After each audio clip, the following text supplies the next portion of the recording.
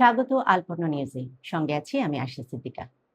যুক্তরাষ্ট্রে নৃশংস হত্যাকাণ্ডের শিকার ইউনিভার্সিটি অফ ফ্লোরিডার পিএইচডি শিক্ষার্থী নাহিদা সুলতানা বৃষ্টির মরদেহ বাংলাদেশের উদ্দেশ্যে পাঠানো হয়েছে। কাল সকালে মরদেহ ঢাকায় পৌঁছানোর কথা রয়েছে।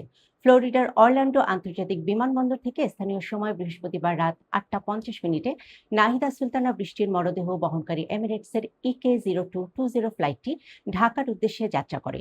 দুবাইয়ে ট্রানজিট শেষে এমিরেটসের EK-0582 ফ্লাইটে মরদেহ ঢাকায় পৌঁছাবে।